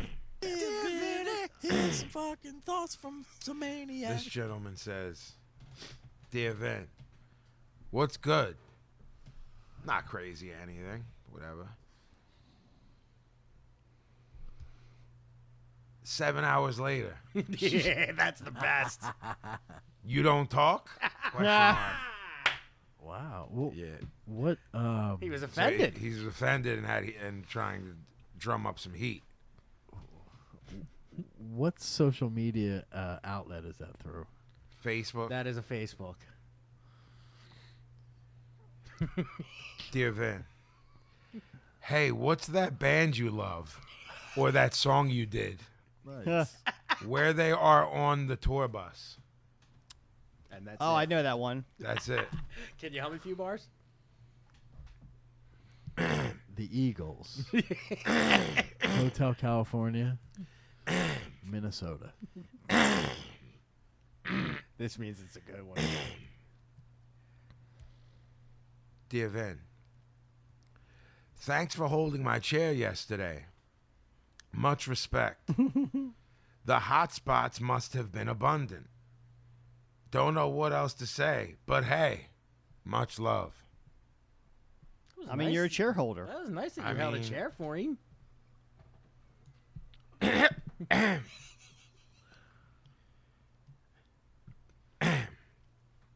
Dear Vin. Hey, what's up? Have you ever delved into looking past the third dimension, Oh boy. as in the physical, to like a lucid-esque state? E-S-K. Instead of S-Q. I confess I wrote this one. Yeah. I Like would be breaking the surprised. fourth wall to the spiritual? There's nothing lucid about this. Like jigging a door and having it affect the third, where I am, while you're on the fifth? Is Y-O-U-R. Is this the Nope. No. This is not no. any of the- No. Whole Okay. new kind of Nah. crazy. same? Okay. But you being able to remember, to harness it like being able to watch and become more familiar with places without being detected. Possibly being able to have sit down with somebody, meeting out of state, finding the in-between, to sit and talk consciously in what would be called a dream. But to me, it's an untapped B-R-A-C-H, of our nature. I was also wanted to talk to you about spiritually in general if you had the time. Got the time? No. Now, I also want to add that I've cleared this up before, but when I read like the kid that you wanted to punch in the head in second grade because he couldn't read, That's not that's you. not me. That's how they're Yeah, written. if you want to send me a script to read, you'll see I'm like a prime Orson Welles. I'm a post Citizen Kane Orson Welles, pre-Frozen Peas commercial Orson Welles. Pre-gonk. Pre-Gonk. You're without Gonk. Ladies and gentlemen, that is the latest installment of Dear Vin. Here's some fucking thoughts from Now, this is the part of the show where many of the gimmick gang enjoy the most, possibly. And that would be Pablo's Cheapo tip of the week. They like his tip. My tip is strong. My tip is heavy. They My tip pleases many. Nice. Wow. Bars. Bars. I was going on until Jeff popped. Bars. I'm sure as shit. Bars. Popped him hard. Ah. Yeah. To much chagrin, I don't have a tip this week. Who's chagrin? Too much chagrin. Frank Much. Frank You remember Much. him? Yeah, Frankie Much. Frankie Much used to work on the docks. He would always bring in sausage and peppers, and I skeeved the smell of the fennel. Remember him? He was Nicky the Fish's cousin. Nicky the Fish's Frankie cousin, Much. Frankie Much. I think he works at the hoagie place now. Does he? Yeah. He think cuts he up still owes- gabagool. He still owes me $10 that miserable. He owes fuck. Gavin some Gouda-Geen. That miserable fuck. He gave Gavin some old Gouda-Geen, a pound and a half. Tried to pass it off as gabagool, didn't he? Yeah, he did. So he owes him some Gouda-Geen. That rat fuck. I'll see him. This is my bit. What are you guys stealing my Sorry. bit for? You're right. He is right. But I don't have a bit, so I guess it doesn't matter. That's why we're stealing your Let him know what's the deal, Professor. But we're gonna, we're gonna come back at you with some more ones. I got some ones in the works, you know what I'm saying? But I ain't trying to give you a half-ass tip. I want to have you tip is gonna make some money. You had mentioned to me when I said, yo, make sure you stay up on, this is your segment. Yeah. You had mentioned to me, like, yo, man, I'm not just going to make up a John just to do it. Right. I'm going to make sure. It's a legit one. It's a ain't legit no bullshit life hack, stupid shit you see on the internet. You're trying to be the savior of the cheapskate. Yeah. Cheapskate savior. And the other thing is, it's kind of on us too, because we've talked about this off air before. We know some that he forgets. Well, he does stuff that it would never occur to him that a normal person wouldn't do this. Correct. Which. So we have to watch his behavior and get the stories out of him and be like, You're "Whoa, right. that's right. not a normal thing. That's a Chepo thing." And at lunch, like 2 days ago at work, I'm telling a story, and the dude's like, "Isn't this a Pablo Cheapo?" And I'm like, "Oh shit!" And I like ran back to my desk And and typed typed it it down? out because like you See? guys are saying, it's so passe with me, and then it's fucking right in front of your face. Well, the thing is, It's so ingrained what in I his right, existence. and I feel like people on his level of cheap, not a thrifty person, his level of cheap, like thrifty people will be like, "Damn, dog, this kind of cheap." You know what? This Fuck is that. ass out Chep. Yeah, and it's so ingrained in him that, yo, he was well into his 20s when I was like, "Yo, none of this behavior is normal, right?" And he's like, "All right, I'm not saying I'm going to change, but do me a favor and hit me so at least I know my parameters." It was a real eye-opening experience when you finally were like, the world doesn't operate like this, P. Right. And you were like, not for nothing, but you have some money because you've been working for a while. And in my head, I had no money. Right. When I really did have money. But yeah, but that goes back to how we were raised and that fear of like you're going to lose everything. yeah, at like the any Great time. Depression is going to happen Right. again. Yeah. Right. Yeah. All right. So yeah, I mean. So yeah, I'm gonna come back strong with one next week. I don't have heat with that. Not so at all.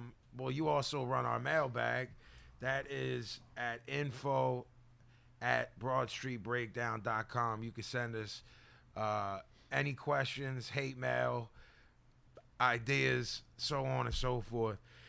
info@broadstreetbreakdown.com. Do we have anything this week? And here's your one warning. From this point on, make your questions good, or they could end up as Dear Vins. Or a Dear Vince / bad mailbag, because we're going to start reading bad mailbag ones. We will have to dissect them like this is a Bruder film. Right. And say, is this a bad Dear Vin or is this a bad mailbag? Step your game up. We've always gotten bad email, but we've been cool about fucking stooging everybody off about it. So right, we're gonna start to shoot. Yeah, like since from we're in this point Thunderdome. on, today's Thursday that you're hearing this. So from this point on, you fucking write an email. If it's dumb, I don't know what to tell you because we're gonna fucking read it and we're gonna shoot on it. You show your ass, we gonna show your ass. Gavin is telling you with peace and With love peace and love. that I'm trying to help you out, man. Thursday, September 1st, anything we receive I know where you're going with this. will be tossed. Tossed. If it is not, we're letting you know with peace and love. With peace and Peace love. and love. Thursday, September 1st. All right, so before the mailbag, I got to throw something out. Oh. Who's worse, undercard? Okay. Okay. I like that. Okay. I like that you're keeping the game alive because we feel no one might knock the Nuge and Lars off the perch, but the game needs to continue. Absolutely. Because of what you said, Yoko Ono, first Courtney Love. That's no question for me. That's an easy one for me. Woo! Courtney Two Love. different kinds of evil. Courtney Love. Yeah, because we know you're fucking all into Yoko for some odd reason. Yeah, I love the Yoko. First off, I'm shooting. These two are I strapping. don't know why. I don't. She is the fucking devil. I don't. Shit. Just a devil woman. That was If not you the say that- original. yeah. That was the accused version, by the way, not the original. I like Well it. done. She's just a devil woman. Well done. I'm doing some sort of medieval accent. No, Pablo and I developed the devil. And Yes. it's a devil. The devil's coming to get you. You're gonna die. They both sound like Axl Rose to me. Yeah, but I like roll some of the devil. Yeah. Devil. Like you're telling me this woman single-handedly killed the greatest band ever. She No, did she not. didn't. No, she didn't. They were broken up long before she even It came had along. nothing to do with that. And he did, but he denies that she walked into that flat looking for Paul. Yeah. I don't deny that. Yes, you did. You did deny it. Thank you. Because you're so blinded by your love for her for some reason. Yo, blind. I don't. No, you can't see. You need to I'm wear not. I'm sunglasses not a like fan. I don't know about Sicko, but I'm not a fan of hers. I just don't think she deserves the heat that she gets. Yeah. Now I you're don't- playing We Are the World. No. What? How? what does that mean? Yeah, I don't know, but, but it got heat, and that's where I know where your mood scale's at, because that was a look you only give Pablo. My mother was like, because you and Gavin never argue, right? And I was like, nope. We're not. cranky. We're not arguing now. That look says otherwise. I'm clarifying that I'm not necessarily a fan. I just don't think she deserves the heat. Okay. She didn't break up the Beatles. She didn't do any of that Let shit. me ask you. John was a strong fucking personality. He Nobody was telling He was. John He anything. was. She was not running the show. I She mean, was those not dudes, doing any of those that dudes shit. wrote the original disc records. Paul and him went back Yeah. like 4 songs there. Yeah. You know what I'm Yeah. There was heat. So I will agree with you there. I'm with Pablo that she got into their cipher with less than honorable actions. And then To say the breakup, she was a piece of the puzzle. If you want to say she's not the breakup? Sicko's doing his shake the head gimmick where I want to box him in the backyard. I don't. She was a piece to the puzzle of the breakup. She was just the reason? she caught a All right. lot of heat, and there was a lot of misconceptions about how much of the shot she was calling. And the bottom line is nobody was calling shots with John. Nobody was calling shots with Paul. Nobody was calling shots with any of them, really. That was 4 very big egos, very big whatever, which is why they couldn't continue together. Yeah. Their brilliance was their demise. Even George, like, you weren't telling him shit. I listen to You All know, Things Must Pass. Right. You wasn't telling that guy right. nothing. So you had 2 huge fucking personalities in John and Paul. Yoko happened to come in at a really bad time and maybe said to him, like, look, you don't need this shit. Why are you dealing with this? Yeah. Maybe did that, but it was certainly it was already in motion. Are you saying this with peace and love? I am. It will be tossed. All right, let me ask a question now, because nobody is budging here. What happens when who's worse stalemate? is a tie? No. We don't have a fifth. That's right. You know what I'm saying? Choppers in bed. we're gonna have I mean, really sit there for a second. Wait, for 1 second. Really sit there and think about Yoko, who's relatively harmless, even if you despise her. I don't think she's harmless. I think she's a rotten person. I think when Paul stepped to her and said, "Is it all right if the songs that you know a lot about the Beatles, as do I. We're both Beach Boys and Beatles marks. You know how historically the songs were credited for their publishing as Lennon, McCartney. Yep. He asked respectfully if the songs that he wrote could be switched to McCartney, Lennon. Wasn't having it. That's a dickhead move. It is. Well, okay, but my question to you is, how many dickhead moves did Paul do leading up to that maybe proper way of asking at that point? I don't know. I know that behavior that we are aware of is all that we can base it on. Yeah, of course. Look up, when you go home, look up Paul McCartney reaction to John Lennon getting shot. I mean, I've seen it. This is, and you know, the people I've seen the justify video. it. People justify. Is that what you're talking about? Yeah, people I've seen the justify video. his reaction with, "Oh, he was shocked. This is a person who spent his Entire entire life in front of cameras. There is nobody going to tell me that he didn't know how to fucking properly act that day. At the very least, you fucking say whatever prepared statement you have."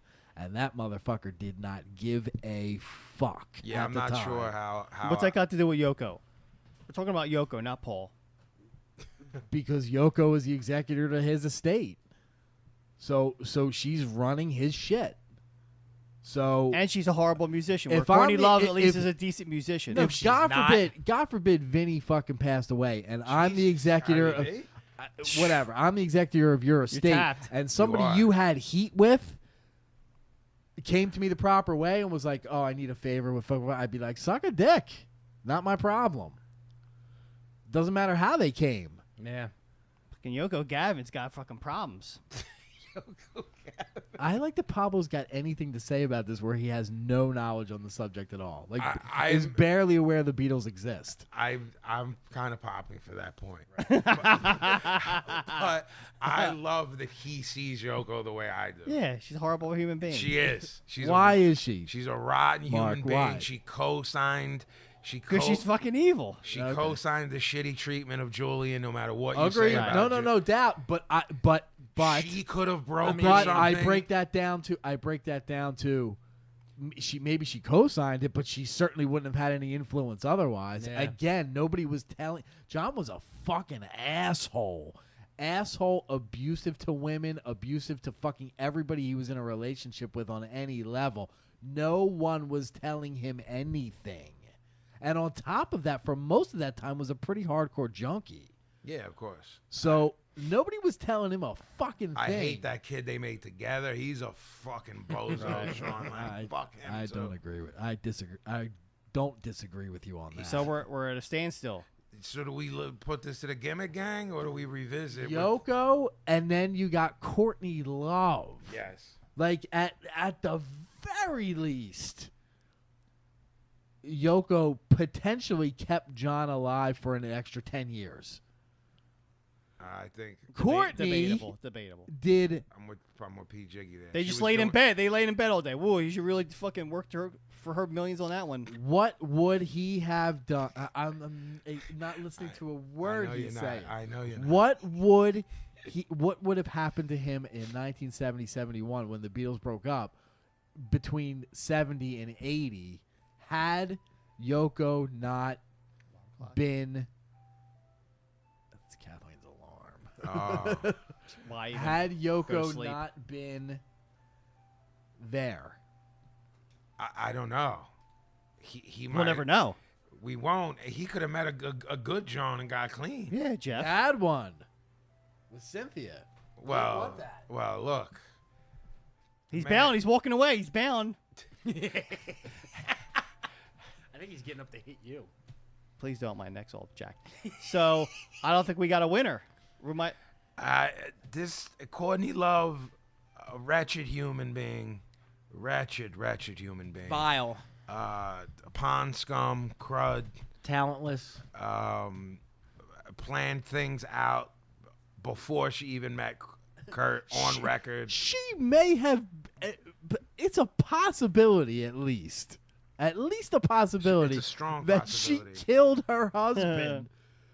And you're still going Yoko over her? Yes. Yes. All right, fair enough. Yes. I mean, can't argue with a you- man's conviction. If you prove, if I believe the book, We had to wake up Kathleen. To Kathleen, fucking who's worse? Settle this.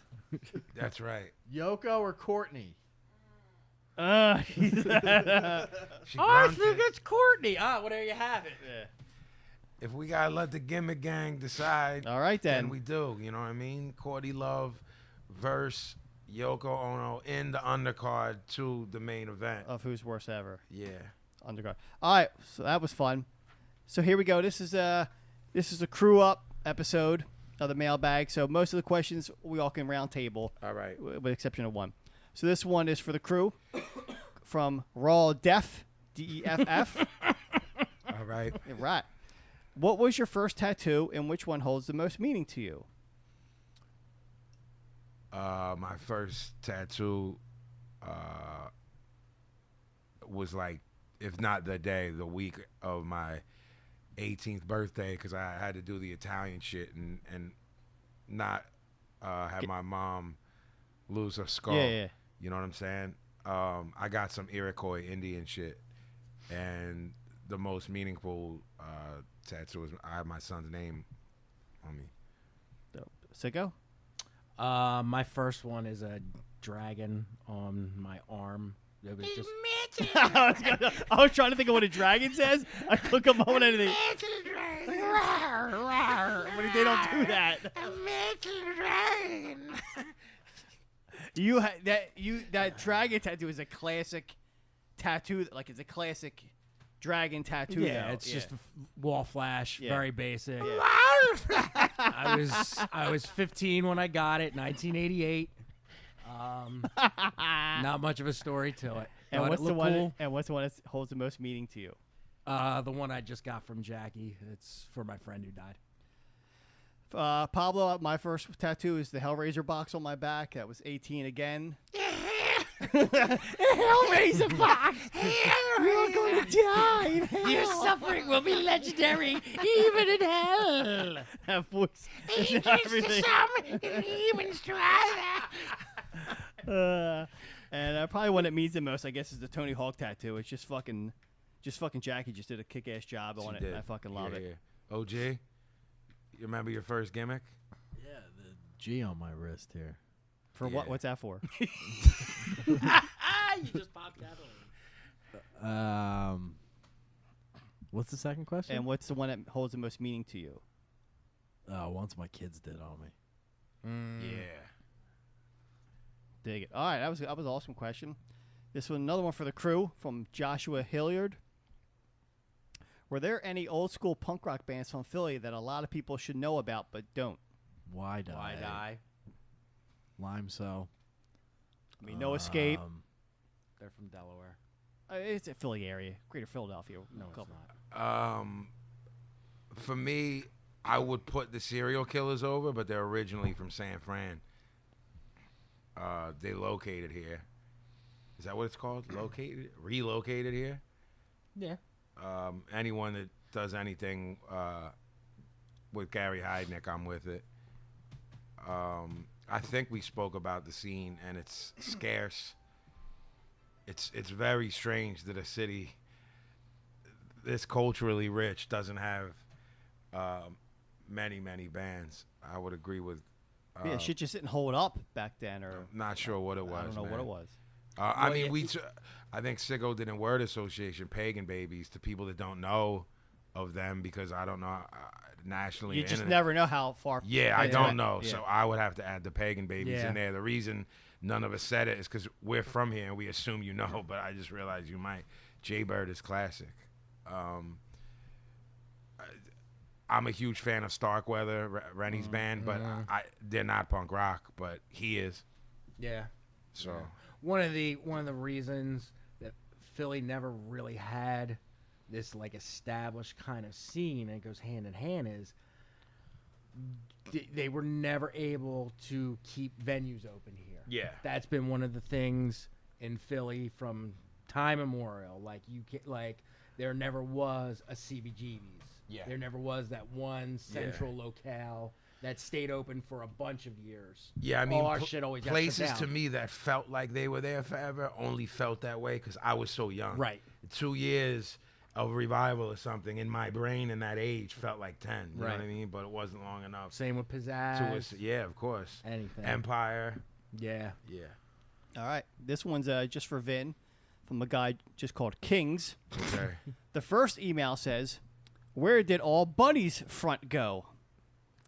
Right? Where did all Bunny's front go? Bunnies like rabbits? Where did all Bunny's fronts go? And I'm like, all right, now I got a Dear Vince coming to my mailbag too. Right. And then 2 seconds later is another email from the same dude, and he says, "Where did Vinny's fronts go?" Did you ever rock fronts? I did have fronts for a minute. Like 5 seconds? Yeah. So they're gone. They went somewhere. Yeah, somewhere. With the bunnies. The bunnies took them. Yeah, the bunnies. This one's for the crew, but it's specifically it's for Vin, but I know everyone's going to want to comment. From Kenneth Muchek. Vin, early on in the episodes, you taught the Gimmick Gang what gimmick and John meant. With that being said, I know you mark hard, Ayo, for Larry David. You're the rap Larry David, and you've uploaded a picture on the Instagram Gimmick for his birthday. I even noticed that Reef has a song on his new album titled Larry David. Can you hip us as to why you have so much respect for him? Oh, my God. Seinfeld and Curb in and of itself. He's us. We are him. It's if you. I said this. It sounds. I don't know if it's arrogant. It sounds very insular, but there's this Philly, New York sense of humor that I personally believe. I've seen it with my eyes because I'm a person who tours. People stare at you like you have 9 heads when you behave like the 4 of us do, unless you're in Philly, Jersey, New York, maybe Boston, Connecticut. You know what I mean? The Northeast. I mean, we find that out because people are listening to our podcast are like, you guys are crazy. And I'm like, we're not crazy. This is like everyday life. Yeah, so that's when you kind of realize. You should have known us 20 years ago. Yeah, but that's kind of exactly what I'm getting at. Things that we just perceive as everyday. You know, I've had tweets or whatever talking about something one of y'all said that they're dying laughing. I'm like, oh, that's just every part of our everyday. Yeah, I mean, he's just brilliant on every level, mastering the art of all of our awkwardness that we put ourselves in, which is the funny part. Yeah. I mean, he perfectly exposes idiosyncrasies of life, makes them hilarious, and then just him having to deal with it is just hilarious. Yeah. And he shows you how idiotic life is. Absolutely. And it's everyday. Absolutely. I don't know, mundaneness, whatever. Absolutely. And he's just like a lot of us, he's just a person that gets fed up with it, and his outlet for dealing with it is just something that has spoken to all of us in one way or another. That's the best way I could put it. Pretty good. And that is the mailbag. Yay. And that leaves us to our final segment, the way we wrap up every show. Recommendation. On our new Tuesday and Thursday episodes of BSB, and that is the recommendations. I'm going to send it to my left, and that would be Sicko, or to my left would be a No, door. I have to do this to figure out left and right. No, but I just really looked at my hard left, and it's a door. So unless there's not much difference, really. Yeah. So I'm gonna send it to Sicko. So I didn't watch anything new this week, so I don't really have anything new. So I went to the vaults. One of my favorite books. It's called Touching from a Distance. Hey, I like that already. It's about Ian Curtis, but it's written by his wife. And Poor bastard. what's unique about it is it's a